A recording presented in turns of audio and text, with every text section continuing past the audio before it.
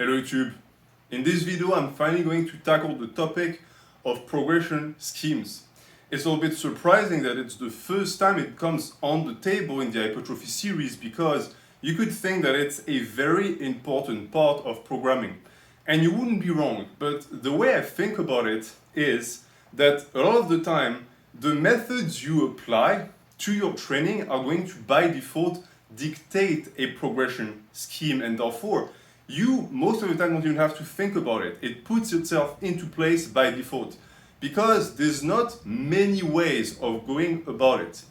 There are many ways we actually name those things, and if you actually pay attention to programming, you would be able to tell me that the most confusing, the most complex at first sight aspect of this entire thing is progression. But the reason is because progression is what we seek.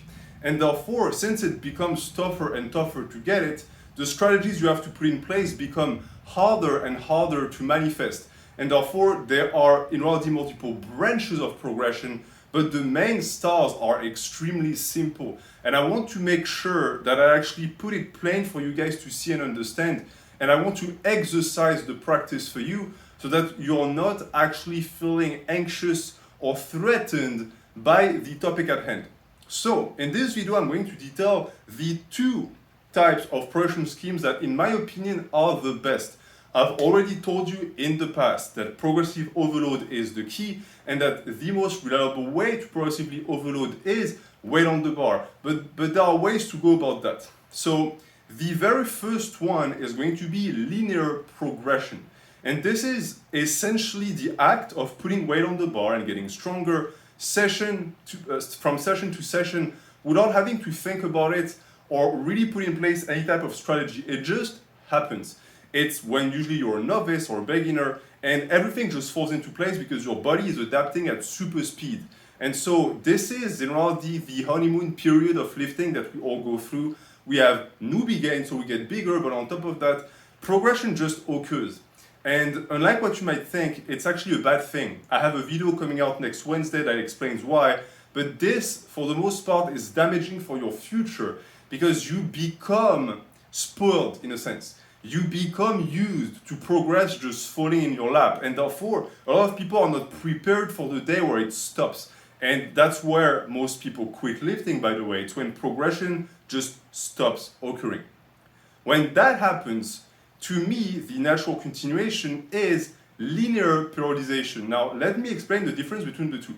Linear progression is just saying, okay, I did a 3x3 with 100 pounds. Next time I'll do a 3x3 with 110 pounds. That's linear, okay? It's like adding a block to a block. It's going up and up and up and up. And it's supposed to be steady until the point you reach a wall. I would argue that for a lot of people, it would be better to, during linear progression, put in place certain mechanisms to slow down progression. Let me explain the logic behind that. I want to push back that moment where you are finally going to reach that big plateau for as long as possible. Because the time you're going to spend lifting during that period, even though you're not progressing as fast, will still result in accumulation of tonnage. This is a mindset that is diametrically opposed to that of powerlifters. Powerlifters want you to squeeze as many strength gains as possible, as fast as possible. They're essentially pushing novices in the back and saying, okay, be fast, be quick, we want you to become an intermediate so that you can start periodizing your training as soon as possible. I don't think like this because I have different goals, and if you train for bodybuilding, you do as well. Our goal is not strength, our goal is tonnage accumulation. So even though you might take longer to reach a 200-pound squat or a 300-pound or whatever, it's still going to be beneficial because in the meanwhile, you accumulated tonnage. And how do we do that? You start implementing evolving rep ranges early. Evolving rep ranges, I've said in the past, are not necessary for novices because you will grow off of static rep ranges. But the problem of the static rep ranges is that they are essentially an avatar of linear progression because they augment session by session. Evolving rep ranges create a gap between the dates where the weight actually progresses by forcing you to take the weight again for a different rep range for several sessions, depending on how you program it. And by doing that, yes, it slows you down, absolutely, but it also forces you to stay in relevant intensity windows and repping that same weight again and again. Then you jump. So by definition, this means that this practice is going to lengthen linear progression. And the reason why I want you to do that, and I really encourage you to do that if you're a novice, is that it's going to teach you very good habits that are going to make linear periodization much easier, because essentially what constitutes linear periodization is the idea that you're not going to be able to progress from session to session.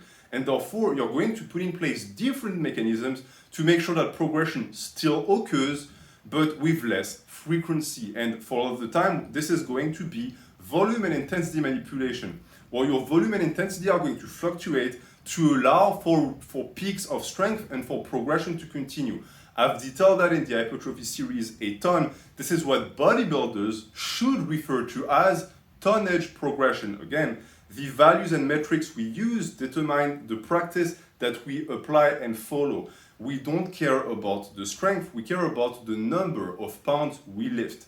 And since this is going to keep rising as you progress, you want that to continue.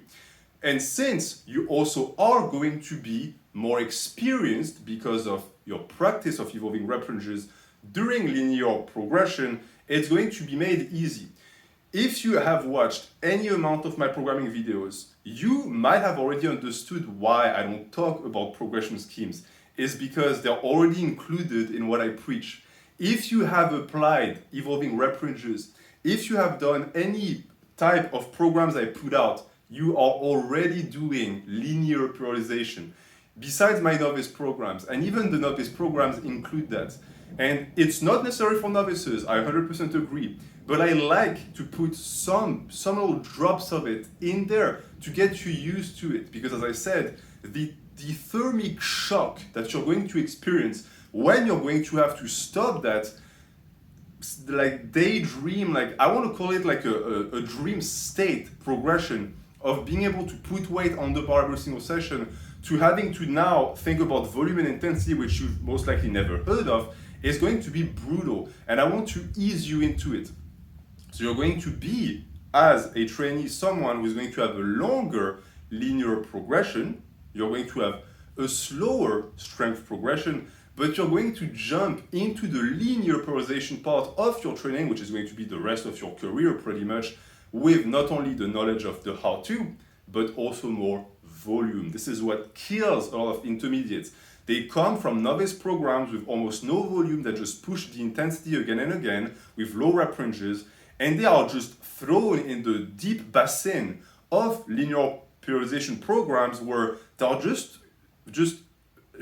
they're shoveled underneath tons and tons of volume that their body just cannot handle. For you, you're going to be able to handle it.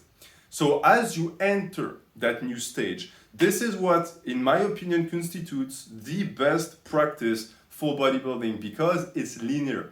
There's a lot of discussion around linear progression everywhere on this platform because it sounds too good to be true. The idea that you can just steadily progress at some point looks like a fantasy. It starts looking like you should actually do something different, something that undulates or has waves or blocks so that you can actually dip in intensity, recover, go up, etc. All of which is also tied to the principles of the deloads, because that's what a deload is. A deload is a massive decrease in volume, tonnage, and intensity that should result in an increase afterwards. For bodybuilding, all of that is whack.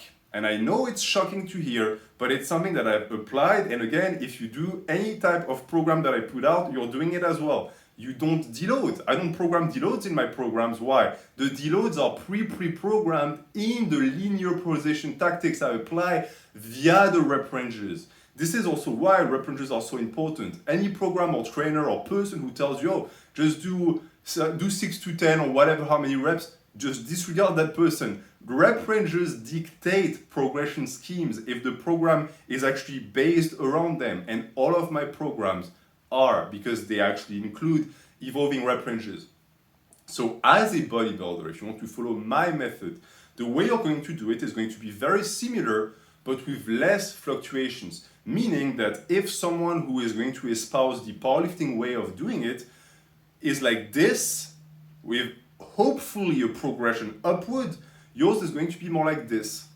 So there's less variation, but there's still variation, okay? Because it is true that a straight line of progression past linear progression stops being possible. There's going to be tonnage sacrifice periods where you're going to dip. That is already coded within evolving rep ranges. Because if you do, for example, 3 sets of evolving rep ranges, there happens to be a week where you're going to get less total reps at a higher weight, maybe, but that's less volume. Guess what? That's a tonnage sacrifice. But you go down so that later you can go up because you increased the weight. This is how it functions.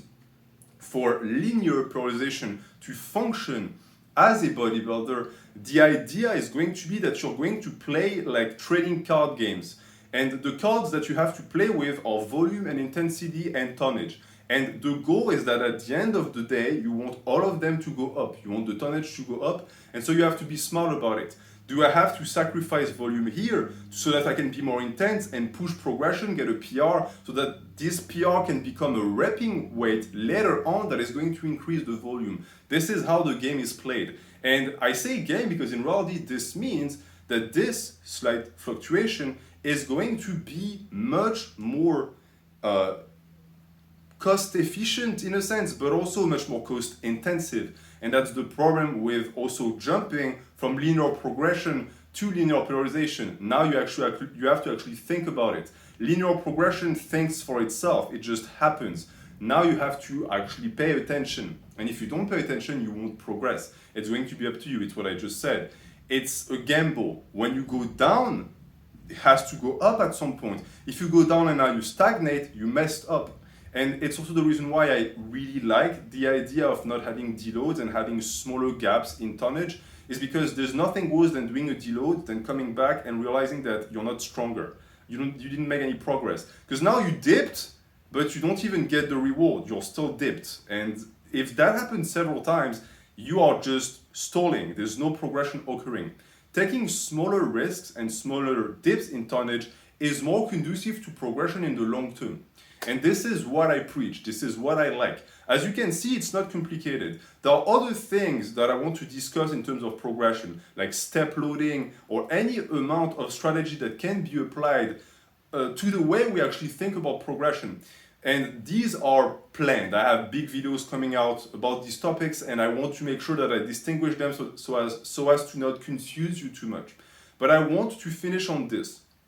When we're talking about progression, keep in mind one thing. Yes, we seek progression, but not at all cost. And most importantly, we seek sustainable progression more than stringent or fatal progression. Meaning that if the progression does this, and then you do this, that's not progression. This is more sustainable. This is what we want, okay? And this is also the reason why I tell you to embrace the type of linear periodization that I've actually discussed plenty on the channel. And I'm going to leave you with that. So if you're not certain yet of the way to go about it, don't worry.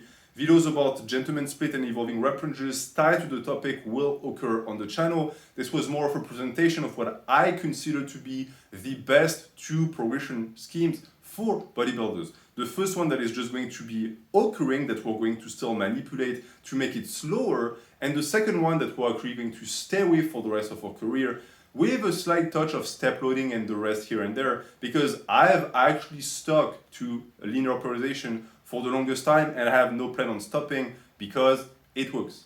Thank you for watching. Have a good day.